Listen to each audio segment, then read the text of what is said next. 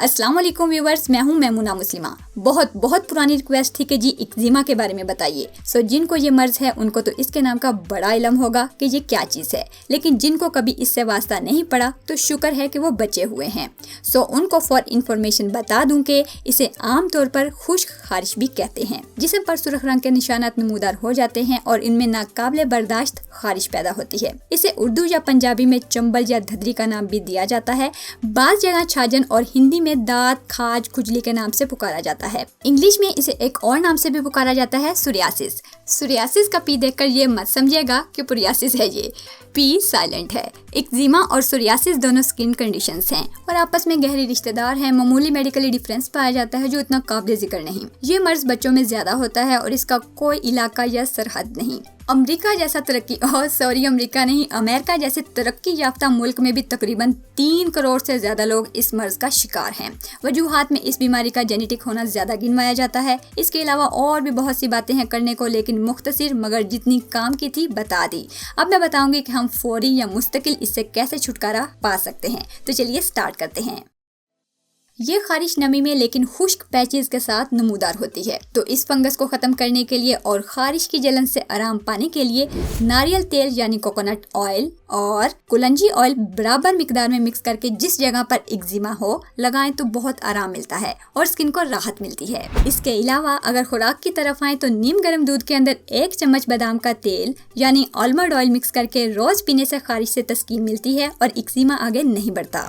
तीसरा आसान तरीन टोटका है कि अगर खारिश का दौरा बहुत तेज हो और किसी भी चीज से आराम ना आ रहा हो तो 1 से 2 चम्मच नारियल का तेल लीजिए और इसमें मिला दीजिए 1/4 चम्मच काफूर। काफूर क्या होता है, इसका इंग्लिश नेम स्क्रीन पर आपको नजर आ रहा होगा, देख सकते हैं। ये तेल किसी बोतल में डालकर रख लीजिए। जब भी ज्यादा खारिश हो वहाँ लगाइए, इंशाल्लाह फौरी आराम मिलेगा।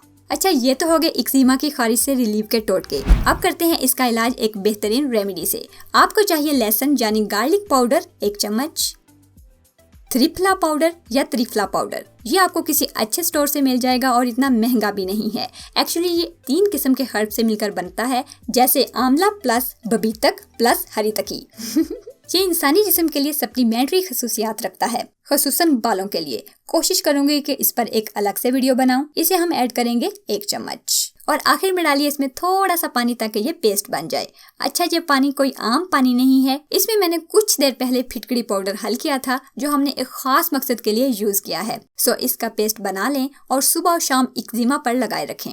आपको 3 से 7 दिनों में ही पता चल जाएगा कि ये रेमेडी कितनी पावरफुल है। इसके अलावा नहाने वाले पानी में डिटॉल जरूर इस्तेमाल करें। एक्जिमा वाली जगह पर साबुन बिल्कुल ना लगाएं। अगर ये रेमेडी यूज कर रहे हो तो कोई बाजारी क्रीम भी इस्तेमाल ना करें। जिन चीजों से आपको एलर्जी है उनसे बचें। गोश्त और गर्म चीजों का इस्तेमाल भी बंद कर दें। ज्यादा खारिश मत करें वरना जख्म हो जाएगा। अगर बर्दाश्त ना हो रहा हो तो तौलिए से खारिश कर लें, वो भी नरमी से। गर्मी आ रही है, ज्यादा पसीना मत आने दें। जिस कदर मुमकिन हो जिस्म को खुश्क रखें।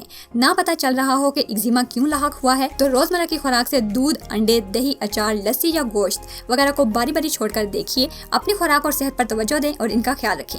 पता चल जाएगा कि एक्जिमा किस वजह से हो रहा है। और मुझे दुआओं में याद रखिए। वीडियो पसंद आई हो तो लाइक और शेयर जरूर कीजिए। मुझे फेसबुक और इंस्टाग्राम पर भी फॉलो कर सकते हैं। मिलते हैं नई वीडियो में। अल्लाह हाफिज।